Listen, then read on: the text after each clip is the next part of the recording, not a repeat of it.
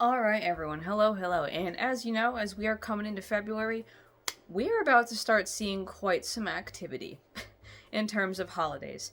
It's starting to pick up. That cute little month-long rest you got after the whole Christmas craze, say goodbye to it. It's gone. It's over. And what we got now is the start of the world kind of waking back up with the next cross-quarter holidays. Even if you didn't grow up Catholic, you likely do know about like some neo-pagan holidays like Imbolc, and these are the ones that are starting to crop up as we transition a bit more, step by step, from winter to spring.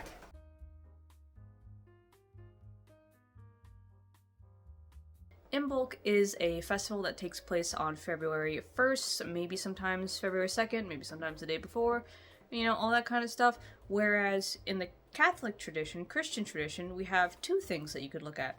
Either St. Brigid's Day on February 1st, or Candlemas on February 2nd. Both of these have their own specific connotations. One of them is a little bit more specific to like Irish Christians than it is to anyone else, but we're going to talk a little bit about what Imbolc is, what these two other, festivals in Christian religion are, and how you can kind of harness some of this energy to pick you up as we get snowballing further and further throughout the rest of winter. So right off the bat, the first thing we have to talk about when we talk about Imbolc is the Celtic goddess Brigid. Brigid is a Celtic goddess that was loved by so many people, to the point that I think they just kind of kept ascribing roles to her more and more and more. I mean, she's the goddess of writing and just like creativity in general, creation, so bards and poets love her. She is a goddess of milkmaids and, dairy cows and women and fertility and childbirth. She is a goddess of the forge, of fire, and all these other kinds of things. But another thing about Brigid is, she is the daughter of the Dagda, which I'm probably saying wrong, but that is the main deity of the Celtic pantheon, like one of the top heads, kind of analogous to like Zeus or anything else. And so she's a really big figure, and she also always had a fire burning at Kildare. Remember the word Kildare because that's important. She's a goddess of so many things, and so a lot of her symbols get snowballed into Imbolc, which is all about shaking off those last bits of winter, purifying ourselves, casting off all the other stuff of the former year, and beginning to awaken and move on. A lot of cultures really didn't see like January 1st as the start of the new year, because that's like in the middle of winter, right? Many cultures aligned their new year more with spring festivals, right? So with the spring, everything coming alive again, that signaled the beginning of a new year. And with Imbolc, this is kind of, as a result, that very last holiday between winter and spring. This is our last hurrah for all of, neo-pagan folk. For many pagans in the past, this is the part where we start getting ready, right? Thinking about getting back out into society, getting our planting ready, our fields ready. We got a lot of work to do, and that starts by spiritually cleansing ourselves of all of the drudgery muck of winter. Nonetheless, Imbolc is a time where common themes include blackberries, dairy, honey, flame, especially, having a nice fire, and all these other things. Especially milk is considered something like pure, and it purifies, right? It's got that kind of milky moon color. These are tools you can use to start thinking about that and think about Brigid's role in helping us wake up, right? Put the fire back in the forge, put the fire back in the hearth, all these kinds of things. And now I say remember the word Kildare because in Christian religion, especially specifically among Ireland, we have one of the three patron saints of Ireland being Saint Brigid of Kildare. This is actually something very, very unique. We talk about Saint Brigid on February 1st, which just so happens to line up, with Imbolc. We see not only a case of old culture surviving in Christianity through syncretization, we see actually a direct honest-to-God example of a whole goddess being basically wrapped up and cloaked in a new guise to be carried into a new religion. So a lot of times saints will be syncretized with certain gods, like for instance Saint Nicholas and Veles, or Saint George and Kresnik. But this is literally Saint Brigid to Saint Brigid. And when we know some of Saint Brigid's myths and legends and miracles about how when she was a baby she could only drink cow's milk, when we have these stories about her just kind of like making the Saint Brigid's cross out of reeds on the deathbed of a potentially pagan village chief as he's dying and things like that, it becomes very clear that this is literally the goddess Brigid, just wearing a nun habit. According to what myths we do have about Saint Brigid, she was born around the 400 CE, right? So around the time Christianity was starting to get rolling. She refused to be part of an arranged marriage and ran off to create her own abbess, right? Her own whole nunnery, right? So she rose through those ranks, nun, then abbess.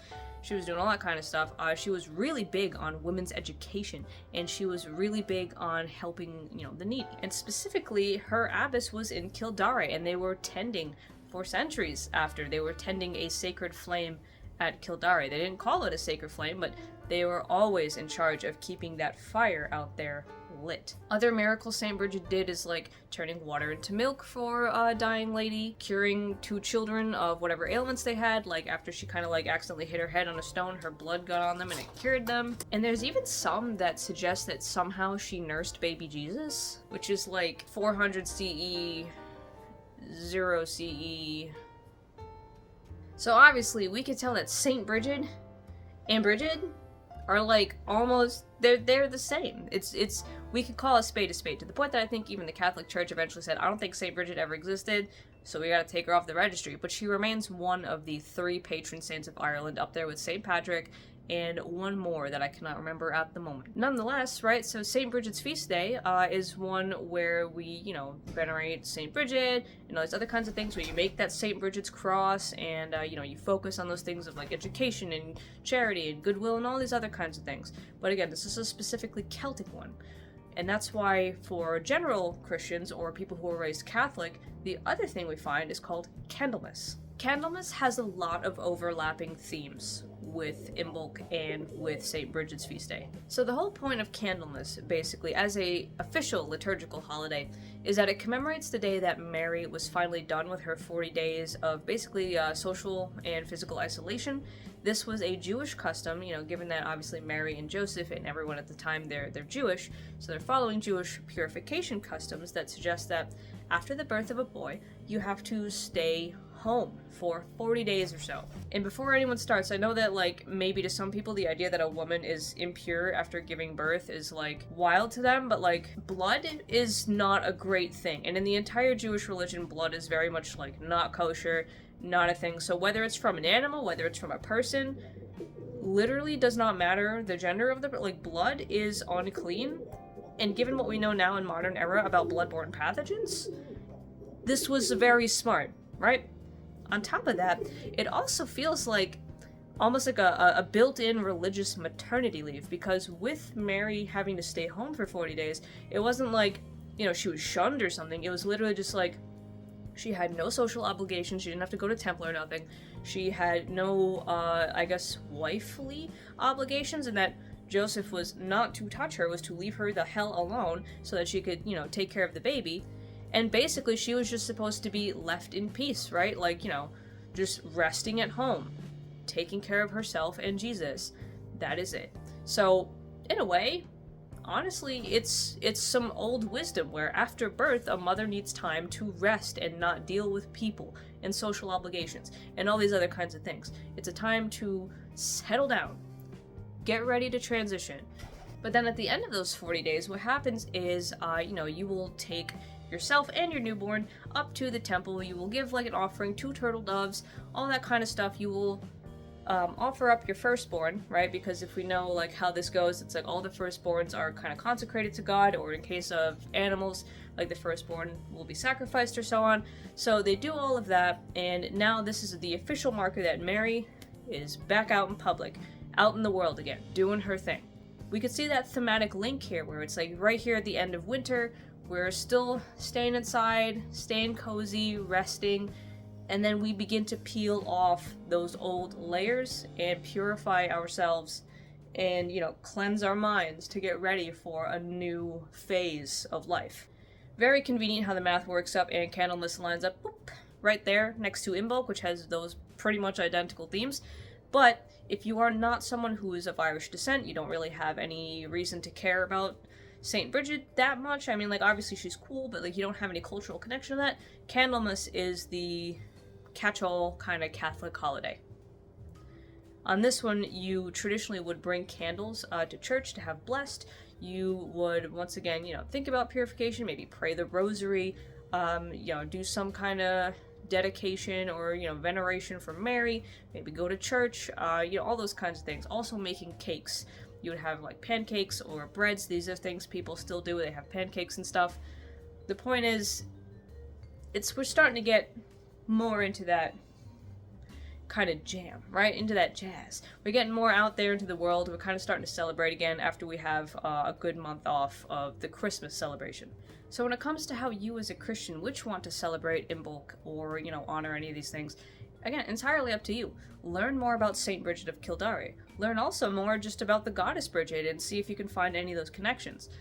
Personally, what I like to do, because this isn't like my favorite observance, I'm not really like super into Imbolc or anything, I will take the Candlemas route, I will spend some time with Mary. I will, maybe make a candle for her, or like dress one in like, anoint it with oil, dress it in flowers that have to do with her, like roses. Maybe you might even buy some flowers, right? Because that's a really great foreshadowing for the coming spring. Get some flowers in your house that have to do with Mary, roses, lilies, things like that. You might even make yourself some kind of rose treat. Like if you make something with like pistachios and rose water, there are all kinds of really lovely Middle Eastern dishes that have that kind of thing going on. If you just want to make pancakes with rose water syrup, that's a great idea. You can, of course, always go to church, get your candles blessed, all that kind of stuff, have a good time with all of that, and you might do some candle magic. If you're going the more Imbolc / St. Brigid's Feast Day route, same kind of thing. The main things there, again, honey, blackberries, dairy. If you wanted to make some kind of like berry muffins or honey cakes or anything like that, that'd be a great idea. If you wanted to do, a prayer to St. Brigid and kind of focus on reading about St. Brigid or focusing on those themes of purification, and with the milk, you could do that. What I like to do one time as an offering to Brigid when I was going to speak with her for Where the Gods Left Off, I boiled chamomile tea in the milk that was sweetened with honey, and that was really, really good. So if you wanted to make like a special potion that represents like peace, calm, purification, and that sunny waking up energy, do that. Focus on that idea of purification and of waking up, right? Reigniting that fire. There are many things you could do. These are just a few examples, but the point is, start treating this like a big stretch in the morning. This is what this holiday is, a big stretch before we start really driving towards the peak of summer. With all that said, I hope this is helpful for you guys, just to give you a very brief, gentle overview. I will list, some sources I used for this in the description, so you can kind of read more about that, check more out about that. And otherwise, have a great rest of your day. I will see you next time. See ya!